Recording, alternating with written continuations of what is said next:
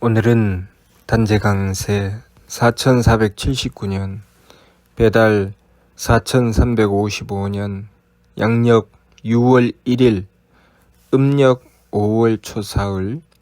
이 시간은 5월 다섯째 주 수요일 새벽 경배 시간입니다. 이번 주에 한백음께서 주신 말씀은 인생은 하느님께서 주신 기회다 라는 말씀입니다. 어떤 기회인가? 하느님께서 우리에게 생명을 주시고 우리의 삶을 부여해 주심은 분명한 하느님의 뜻이 있고, 그 뜻은 신사기 조화기를 통해서 가적 산육이라 가에 낳고 기르기에 적당하다고 하신 그 말씀 그대로 우리는 성장과 발전 그리고 완성을 위해서 이 세상에 태어난 것입니다. 삼일신구 진리운 말씀에 성명정 삼진을 설명하시면서 인물 동수 삼진 왈 성명정 인전지 물편지라고 하셨습니다. 사람과 만물이 똑같이 세 가지 참됨을 받나니 이는 성품과 목숨과 정기다. 그런데 인은 전지하고 물은 편지라 하셨습니다. 사람은 온전히 하고 만물은 치우치게 한다. 사람이 온전히 한다는 것, 그것은 사람이 하느님을 모셨기 때문에 성명정 삼진의 길로 나아간다는 뜻이고, 만물은 편지, 치우친다 함은 성명정 삼진의 길로 가지 않고 심기신 산망으로 달린다는 뜻입니다. 그래서 진성과 진명과 진정을 설명하시면서 진성은 무선악아니 상철이 통하고, 진명은 무청탁아니 중철이 지하고, 진정은 무후박아니 하철이 보한다고 하셨습니다. 왜 선악 앞에 물을 붙였고 청탁 앞에 물을 붙였고 후박 앞에 물을 붙여서 그것이 진성이요 진명이요 진정이라고 하셨는가? 그것은 전지를 말씀하신 것입니다. 전지의 전은 전체를 말씀하시는 것이죠. 어느 한 부분이 아니라 전부 다라는 뜻이지요. 그래서 선악으로 가르면 어느 한 부분밖에 되지 않죠. 그러나 그 선악으로 가르지 않으면 전체가 되는 것입니다. 청탁과 후박도 마찬가지죠. 가르지 않는다는 것은 무슨 뜻입니까? 온전하다는 것이죠. 그러면 성명정은 그 온전함을 얻게 되고, 심기신은 치우치다는 것. 다시 말해서 사람은 하느님의 뜻을 받들어 그 뜻을 추구해 나가기 때문에 온전하고, 만물은 그 성명정으로부터 심기신을 얻어 심기신으로 살아가기 때문에 치우친다고 하는 것. 그것은 우리가 성품의 이치, 목숨의 이치, 정기의 이치를 공부하면서 그 이치를 헤아려서 살펴보면 왜 그렇게 되는지 알 수 있습니다. 성품의 이치는 용납함을 주장한다고 하셨습니다. 또 목숨의 이치는 이해함을 주장한다고 하셨죠. 정기의 이치는 배려함을 주장한다고 하셨습니다. 왜냐하면 우리가 성품의 이치를 따르게 되면 하느님의 덕을 받들게 되고, 하느님의 덕을 받드는 길에 우리는 용납하게 되는 것입니다. 또 목숨의 이치를 따르게 되면 하느님의 지혜를 받들게 되고, 하느님의 지혜를 받들게 되는 길에 우리는 이해하게 되는 것이죠. 우리가 정기의 이치를 따르는 길에 우리는 하느님의 힘을 받들게 되고, 하느님의 힘을 받드는 길에 우리는 배려함을 이루게 되는 것입니다. 우리가 심기신으로 달리게 되면 항상 착함과 악함이 있습니다. 내가 가진 착함 그리고 그 나머지 부분은 악함입니다. 하느님께 성품을 받았는데 그 성품에서 지금 내가 가지고 있는 마음의 착함과 그리고 그 마음의 착함을 제외한 나머지는 다 악함입니다. 그러면 우리의 착함이 크면 악함이 적겠지요. 우리의 착함이 적으면 악함이 클 수밖에 없습니다. 그래서 성명정을 전지하게 되면 무선악이 되고 무청탁이 되고 무후박이 되는 것입니다. 청탁도 마찬가지죠. 내가 맑음이 크면 그 나머지 부분은 흐림이지요. 맑음이 아주 많으면 흐림이 적을 것입니다. 그러나 맑음이 적으면 흐림이 많죠. 그래서 우리가 가진 맑음, 그 나머지 부분은 다 흐림이라는 것을 알아야 합니다. 후하고 박함도 마찬가지입니다.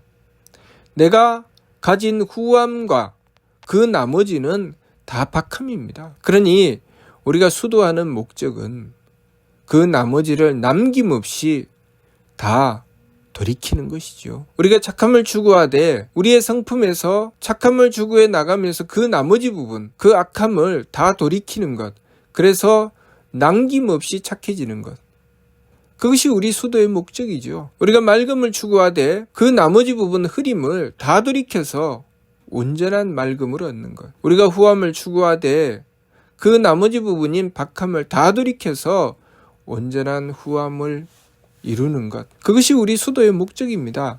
그래서 전지하게 되는 것이죠. 이는 전지라고 하시는 것은 사람이라고 하는 존재는 하느님을 모셔서 진리를 따르고 하느님의 말씀을 받들어 진리의 길로 나아가기 때문에 사람이라고 하는 것입니다. 이는 전지다 하는 것은 사람은 그 온전한 길로 나아간다 라고 하신 것이고, 물은 편지다 하신 것은 사람 구실로 행하지 않고 그냥 만물로 살아가게 되면 심기신 산망으로 선악을 가르고 청탁을 가르고 후박을 갈라서 제 마음대로 달리기 때문에 편지하지 않을 수 없다는 것을 말씀하시는 것입니다. 우리가 전지하는 것이지 전하는 것이 아닙니다. 이미 온전해진 것이 아니라 온전함을 추구하는 것이죠. 그것이 수도입니다. 그래서 지감조식 금촉, 느낌을 그치고 숨쉼을 고루하고 부딪힘을 금하여 일의 화행 반망적진. 오로지 그 한결같은 뜻은 망령됨을 돌이키고 참됨으로 나아감에 있다고 하신 것입니다. 철지감조식 금촉 일의 화행 반망적진이라고 하신 말씀은 그런 뜻이죠. 그래서 우리가 끊임없이 내가 가지고 있는 착함과 그리고 그 나머지 부분이 악함이라는 것을 알아야 되고, 또 내가 가지고 있는 맑음과 그 나머지 부분이 흐림이라는 것을 알아야 되고, 또 내가 가지고 있는 후함과 그 나머지 부분은 다 박함이라는 것을 알아야 합니다. 그러면 어떻게 돌이킬 것인가? 성품의 이치, 목숨의 이치, 정기의 이치를 따라야 되죠. 그래야 돌이켜서 온전함을 얻을 수 있습니다. 우리는 마음으로 달리기 때문에 착함과 악함을 나누어 놓습니다. 그리고 착함을 가지고 악함을 향해서 맞서게 됩니다. 다시 말해서 나는 착한 자고 너는 악한 자다 라고 나누어 놓고 착한 자가 악한 자를 무찌르는 것을 항상 생각하지요. 그것으로는 내 마음속에 일어나는 그 착함을 지키고 악함을 돌이켜서 착함으로 돌려놓지 못합니다. 우리가 영화 속에 나오는 정의로운 자가 불의와 맞서서 그 불의를 무찌를 때 입장만 바꾸어 놓으면 정의로운 주인공이나 악한 악당이나 입장만 바꾸어 놓으면 똑같지요. 우리는 항상 영화를 보면 주인공 편에 서 있습니다. 그런데 만일 상대편에 있다며, 예를 들어서 우리나라가 과거에 전쟁이 일어났었는데 그 전쟁에서 내가 아군이냐 내가 적군이냐는 입장에 따라 다르죠. 내가 이쪽 편이면 아군이 되고 내가 저쪽 편이 되면 적군이 되는데, 내가 저쪽 편의 입장에서 보면 또 내 편이 아군이고 상대편이 적군입니다. 그렇게 서로 입장에 따라서 달라지는 것이죠. 그런데 우리는 그것을 내 편은 무조건 착함이고 상대편은 악함이라고 여기고 싸워서 악함을 무찔러야 된다고 생각합니다. 그것으로는 전지를 얻을 수 없다는 것이죠. 그래서 용납함을 주장해야 된다고 하신 것입니다. 용납한다. 용납해야 내 마음의 악함에서 돌이켜서 착함으로 나갈 수 있다는 것입니다. 성품이라는 것은 용납하는 이치를 가지고 있기 때문에 내가 용납하지 않고서는 도무지 내 마음의 악함을 돌이킬 수 없습니다. 다시 말해서 내가 지금 가지고 있는 착함과 내가 가진 착함 그 외의 부분, 하느님께서 나에게 주신 성품 중에 내가 가진 착함 그 외의 부분은 다 악함인데 그 나머지 악함을 어떻게 돌이킬 것이냐는 것이죠. 내가 삶을 살아가면서 끊임없이 무엇인가를 보고 듣고 상대하면서 내 마음에 악함이 발생합니다. 그 악함을 무엇으로 돌이킬 것인가? 우리는 내가 상대하는 그 상대를 놓고 그들을 무찔러 없애서 그 악당을 다 무찔러 없애서 악함이 이 세상에 존재하지 않도록 하겠다고 합니다. 그러면 내 속에 있는 악함은 어떻게 해결을 할 것입니까? 영원히 해결할 수가 없지요. 내 속에 있는 악함은 내 착함과 그리고 그 나머지의 악함을 착함으로 돌이켜야 되는데 무슨 수로 돌이킬 것이냐는 것이죠.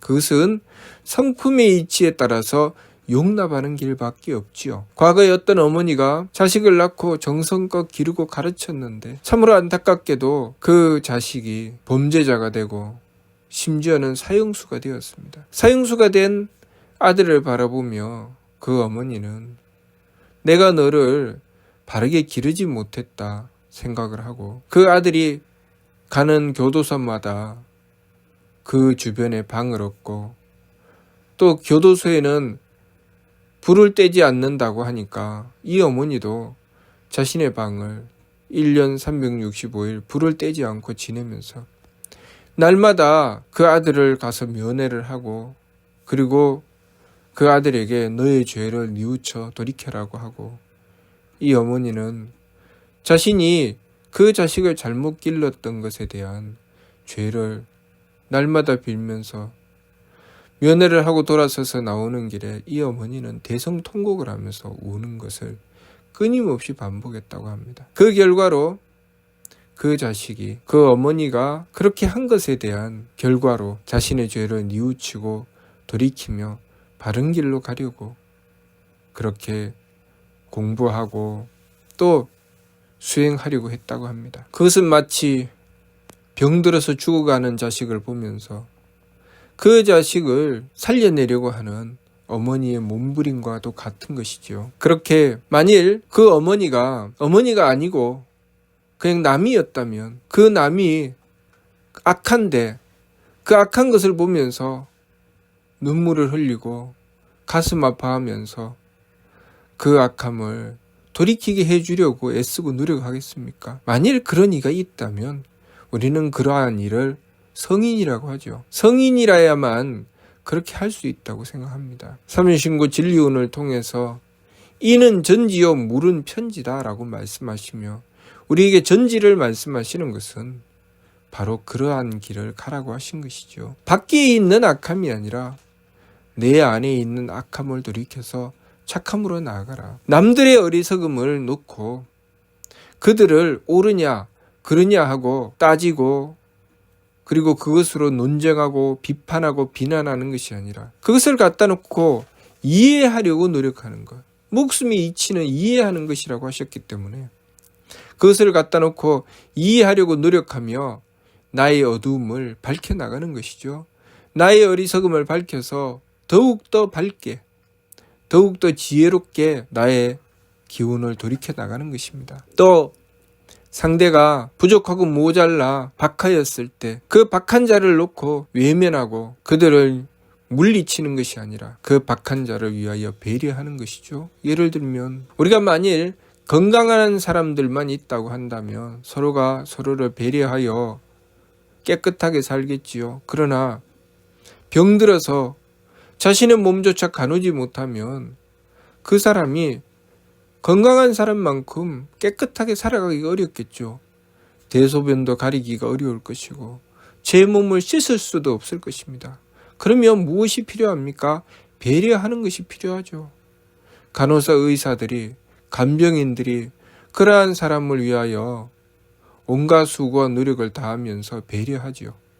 그러면서 그 환자를 살려내는 것입니다. 우리가 박함을 후함으로 돌이키는 길은 배려함에 있다고 하셨습니다. 정기의 이치는 배려하는 것이라고 하셨기 때문에 우리가 배려함을 통해서 우리의 박함을 후함으로 돌이키는 것이죠. 그렇게 악함을 착함으로 돌이키고 또 흐림을 맑음으로 돌이키고 박함을 후함으로 돌이키는 길은 성품의 이치와 목숨의 이치와 정기의 이치를 따르는 것입니다. 성품의 이치는 용납함에 있고 목숨의 이치는 이해함이 있고 정기의 이치는 배려함이 있기 때문에 그 길을 따라 나가게 되면 우리는 악함을 돌이켜 착함으로 나가게 되고 흐림을 돌이켜 맑음으로 나가게 되고 박함을 돌이켜 후함으로 나가게 됩니다. 그런데 그것이 결코 쉽지 않죠. 어떻게 그게 되겠습니까? 그러니 우리가 하느님이신 한배금을 모시는 것입니다. 우리가 그렇게 하려면 하느님의 대덕과 대혜와 대력이 필요합니다. 그래서 우리의 망령됨을 돌이키기 위해서 힘써서 세법을 행하는 것이죠.